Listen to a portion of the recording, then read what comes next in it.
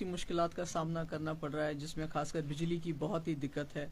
सर्दी में लोग ठिठर रहे हैं और इस बार सर्दी भी कुछ ज़्यादा हो रही है। इसके अलावा राशन जो बीपीएल कार्ड्स कैंसिल किए गए हैं, कोई 1.5 लाख लोगों के, उस वजह से भी लोगों को बहुत दिक्कत है।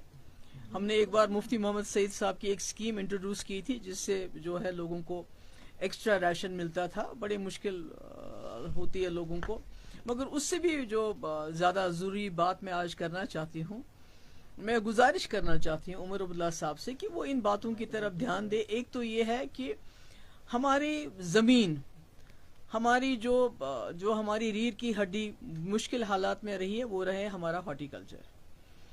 तो जिस तरह जो अभी रेलवे प्रोजेक्ट कहिए, रिंग रोड प्रोजेक्ट कहिए, या जो बारामूला और यहाँ राजौरी हाईवे बन रही है, तो उसका जो ऑन स्लॉट है वो हमारे बागात के ऊपर है, जिसकी वजह से जो हमारे नौजवान जिनको नौकरी नहीं मिल रही है, बागात का काम करते हैं, तो जो वो तबाही हो रही है, उससे मुझे लगता है जम्मू कश्मीर की मईशत पे एक बहुत ही बुरा असर पड़ेगा।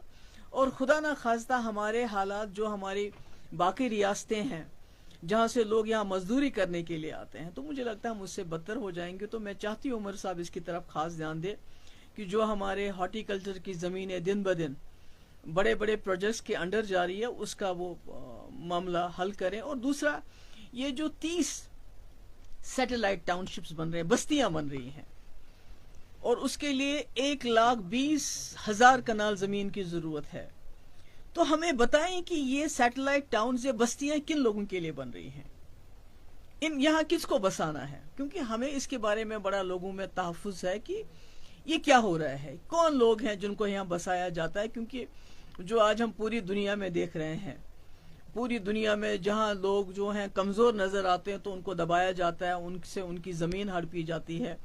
हमारे सामने गाज़ा की बहुत बुरी मिसाल है हमारे सामने। अब देखिए सीरिया में गोलन हाइट्स में क्या हो रहा है, गोलान हाइट्स में। तो यहाँ तो जम्मू कश्मीर में ऑलरेडी लोग बहुत तज़ज्जुब का शिकार हैं। तो मैं चाहती हूँ उमर साहब इसके बारे में भी बताएं हमें कि ये जो 30 टाउनशिप्स बन रहे हैं, पहले तो बनाने की जरूरत नहीं थी, एग्रीकल्चर लैंड आप ले रहे हैं, ये किसके लिए बन रहे हैं। तीसरी जो सबसे बड़ी अहम बात है, जो जीएसटी हमारे हैंडीक्राफ्ट्स, हमारे शॉलों के ऊपर बढ़ाने का फैसला हुआ है 28%। देखिए जो कश्मीरी शॉल है, ये सिर्फ हमारे लिए आमदनी का जरिया नहीं, बल्कि जम्मू कश्मीर की एक पहचान है। कश्मीर पूरी दुनिया में इसको माना जाता है। तो आपको याद होगा जब पहले बीजेपी की सरकार थी, उमर साहब तब मिनिस्टर थे और मेनका गांधी जी उस वक्त भी वजीर थी, तो उनके कहने पे उमर साहब ने शाहतूस पे यहाँ बैन लगाया। हालांकि उस वक्त जो मरकज के कानून हम पे अप्लाई नहीं होते थे, पर उसके बावजूद उमर साहब ने उस वक्त मुदाखलत करके यहाँ की सरकार से शाहतूस पे बैन लगाई, और शाहतूस हमारी विरासत थी।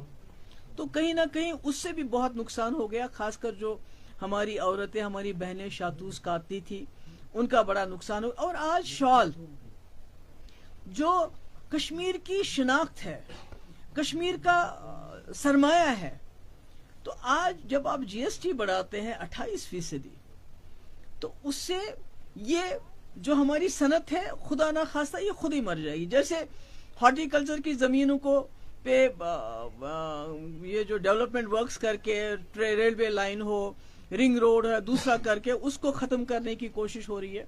दूसरी तरफ से जीएसटी शॉल्स के ऊपर, हैंडीक्राफ्ट्स के ऊपर लागू करके इस सनत को भी खत्म करें। यही दो सनतें हैं जिन्होंने, चाहे हैंडीक्राफ्ट्स हो चाहे हॉर्टिकल्चर हो, जम्मू कश्मीर को बहुत मुश्किल वक्त में जिंदा रखा। तो मेरी बहुत मोहतबाना गुजारिश है उमर साहब से कि ये हमारा सरमाया है।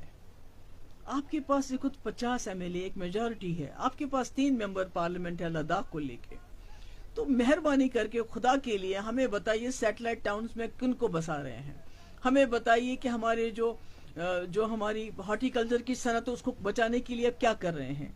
ये जो जीएसटी 28% की बात हो रही है, इस सनत को शाहतूस तो खत्म कर दिया, इस सनत को बचाने के लिए आप क्या कर रहे हैं, हमें बता दें, ताकि जम्मू कश्मीर के लोग जो इसको बहुत ही तज़ज्जुब का शिकार हो गए हैं, हमारे पास है ही क्या, बचा ही क्या है। अगर हमारा हॉर्टिकल्चर भी खत्म हो जाता है, हमारे हैंडीक्राफ्ट्स भी खत्म हो जाता है, तो फिर हम सिर्फ टूरिज्म के ऊपर, और शायद कहीं ना कहीं मरकजी सरकार चाहती है कि जम्मू कश्मीर के लोगों की जो अपनी इनके हाथ में जो है, चाहे वो हॉर्टिकल्चर है, چاہے ہمارے ہاتھ میں جو ہینڈی کرافٹس ہے اس کو ختم کر کے جموں کشمیر کے لوگوں کو صرف ٹورزم پہ نربھر کریں، اس پہ ڈیپینڈنٹ کریں، تاکہ جب وہ چاہے ٹورسٹ بھیجے، جب وہ چاہے، تاکہ خدا نہ خواستہ جو جموں کشمیر جو ہمارے باقی سٹیٹس کے مقابلے میں اللہ تعالیٰ نے ہمیں رزق، ہمیں زمین، ہمیں سر پہ چھت دی ہے، کہیں خدا نہ خواستہ ہم بھی اللہ تعالیٰ نہ کرے بکھاری نہ بن جائے. تو مجھے امید ہے کہ عمر صاحب اس کی طرف خاص توجہ دیں گے اور ان سارے جو لوگوں کے دل میں خدشات ہیں ان کو دور کریں گے. Thank you.